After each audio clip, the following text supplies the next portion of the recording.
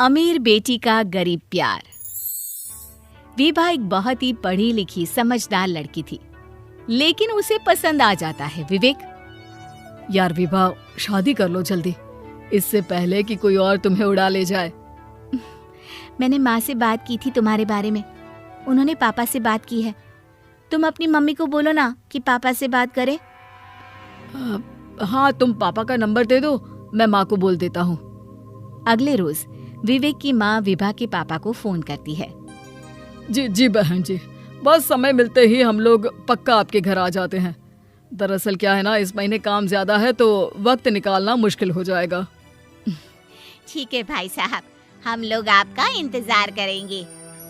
तभी विभा के पापा को विभा की माँ कहती है, क्या बात है, क्यों टाल रहे हैं? जाना है तो जाकर मिल लीजिए ना, क्यों बहाना बना रहे हैं? अरे पहले पता तो चले कि लड़का करता क्या है। वैसे तो विभा समझदार है, लेकिन लोगों का भी कोई भरोसा नहीं। अच्छा खाने कमाने वाली लड़की मिल जाए तो पटाने में कमी नहीं रखते।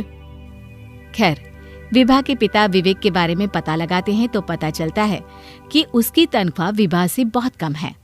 विभा बेटी, विवेक के बारे में सारा कुछ तुझे पता है। वो कितना कमाता है, क्या क्या जिम्मेदारियां हैं। हाँ पापा, विवेक ने मुझसे कुछ नहीं छुपाया है।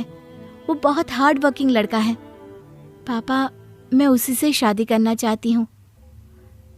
पिता बेटी के सामने झुक जाते हैं और विवेक की माँ से मिलने जाते हैं। देखिए भाई साहब, मेरे पास तो बस ये एक बेटा ही है। ये मकान भी किराए का है। अरे बहन जी, मेरी भी शादी के वक्त में कुछ नहीं था।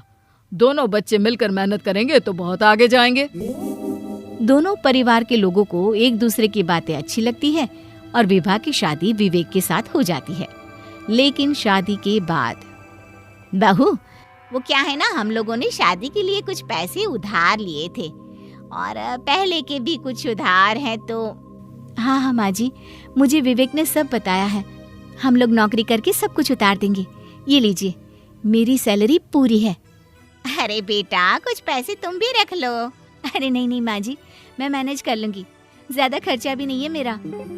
सास बहू में खूब पड़ती। हार्ड वर्किंग विवेक सारा दिन सारी शाम काम करता और घर देर से आता। एक दिन, विवेक कहीं घूमने चले क्या? बहुत मन कर रहा है, काम करते करते थक जा रही हूँ मैं। अरे कैसी बात कर रही हो विभा, अभी कहाँ हालात है जाने के, पैसा लग जाएगा सो अलग। विभा समझती है कि घर में पैसों की कमी है, वो कुछ नहीं कहती।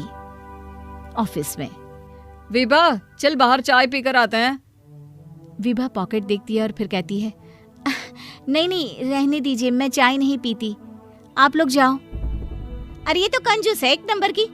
शक्ल भी देख लो, लग रहा है न जाने कितने दिनों से पार्लर भी नहीं गई। हाथों में बाल, चेहरे पर फेशियल भी नहीं किया। अरे यार क्या करूं, वक्त ही नहीं मिलता। अच्छा चल, मैं घर जा रही हूँ, कल बात करते हैं। हाँ, घर की जिम्मेदारियों के आगे विभा ने अपने सारे शौक खत्म कर दिए थे। विवेक देखो ना, ये ड्रेस कितनी सुंदर है ना, काश मैं ले पाती। ले लो। अरे नहीं, किसी और टाइम। अभी ननद की फीस दे दूंगी और फिर घर भी तो चेंज करना है।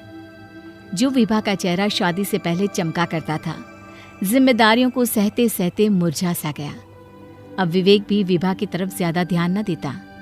एक सहेली कहती है, विभा बुरा न मान, लेकिन एक बात कहूँ, अपनी और ध्यान दिया कर। माना जिम्मेदारियां हैं, लेकिन खुद के प्रति भी तो तेरा कोई हक है। अरे ऐसी ही रहेगी तो कल को पति भी किसी और के पास चला जाएगा। पागल है क्या? विवेक और मैं मिलकर जब सब ठीक कर लेंगे फिर देखना कैसे मैं खुद पर पैसा लगाऊंगी। अभी उन पैसों की जरूरत कहीं और है रे। लेकिन होता कुछ ऐसा ही है। विभा, वो मुझे ना ऑफिस के काम से नैनीताल जाना है। अरे वाह, तो चलो ना, मैं भी चलती हूँ। अरे नहीं, ऑफिस का काम है। अब विवेक आए दिन घर में झूठ बोलने लगता है। उसे शराब की भी गंदी सी आदत हो जाती है। विवेक, इस बार तो तुमने पूरी सैलरी दी ही नहीं घर पर, क्यों? क्या है यार, जब देखो किच किच है? सारा दिन रात ऑफिस में काम करो। अरे क्या हो गया, अपने पर कुछ पैसे लगा लिए तो? अरे ठीक है, ये बात रही तो मैं भी अब वही करूंगी जो दिल करेगा। माँ जी, मैं आज पार्लर जाऊंगी। इस बार सैलरी में से पैसा थोड़ा कम दूंगी। हाँ हाँ चली जा, लेकिन तुझे तो पता है मैंने तो पार्लर जाना ही बंद कर दिया। तेरी ननद भी बोलती है कि माँ कंडीशनर खत्म है। वैसे विभा, ये पार्लर वार्लर जाकर कुछ होता नहीं। हाँ ठीक है माँ, मेरे पास अब कपड़े नहीं बचे, मैं कपड़े ही ले लेती हूँ। हाँ हाँ क्यों नहीं, मेरे लिए और तेरी ननद के लिए भी देख लेना, कुछ मिल जाए अच्छा तो। मेरे लिए ना वो कुर्ता ले आना जो आजकल बहुत चल रहा है ना। बेचारी विभा क्या करती, सब भूल कर फिर लग जाती है कमाने धमाने और विवेक का घर चलाने। लेकिन वहीं विवेक, अरे विभा, इस महीने मेरा टैक्स कटेगा 20,000 रुपए। पर इस महीने तो हम लोगों को पैसों की सबसे ज्यादा जरूरत है। आपको तो पता है, आप रिक्वेस्ट करिए ना उन लोगों से। अरे नहीं यार, ऐसे नहीं होता। और वैसे भी इस महीने मुझे जामनगर जाना है काम के सिलसिले से। विभा क्या कहती। लेकिन एक रोज विभा विवेक के कपड़े प्रेस कर रही होती है कि अरे ये क्या है। विवेक के जेब से उसे गोवा की टिकट मिलती है जिसमें विवेक के साथ किसी और लड़की का नाम होता है। विभा टिकट देखकर दंग रह जाती है। जब रात में विवेक वापस आता है तो विभा उसे वो टिकट दिखाती है। ये क्या है विवेक, तुम तो ऑफिस के काम से बाहर जाया करते थे। विवेक चौंक जाता है, उसके चेहरे की हवाइयां उड़ जाती है। विभा रोने लगती है। अरे क्या हो गया, क्यों रो रही है ये? अब मैंने कुछ नहीं किया, मैं बताता हूँ। वो नहीं, मैं बताती हूँ। ये 20,000 इसी टैक्स में कटे थे ना, तुमसे ये उम्मीद नहीं थी विवेक। अरे विभा, मेरी बात सुनो। विभा टूट सी जाती है। उसे लगता है कि अब उसकी जिंदगी में कुछ बचा ही नहीं। वो रोने लगती है। अरे देखो यार खुद को, बाल कहीं जा रहे हैं, चेहरा कहीं। मैं अब तुम्हारे साथ नहीं रह सकता। विभा भी कुछ नहीं कहती। वो वहां से अपने मायके चली जाती है। लेकिन कुछ महीनों बाद एक दिन विवेक विभा के घर जाता है। विभा, मुझे माफ कर दो, मैं तुम्हें लेने आया हूँ। हाँ बेटा, विवेक से गलती हो गई। वो लड़की सिर्फ विवेक के पैसों के लिए उसके साथ थी। विभा पिता की तरफ देखती है। मैंने तो विवेक का पैसा नहीं देखा, बल्कि जब मैंने विवेक से शादी की थी तब वो मुझसे भी कम कमाते थे। ऐसी लड़की को भी जो आदमी छोड़ सकता है, उसके साथ जाना सही नहीं है। मैं वापस नहीं आऊंगी। फिर तो विवेक गिड़गिड़ाता रह जाता है।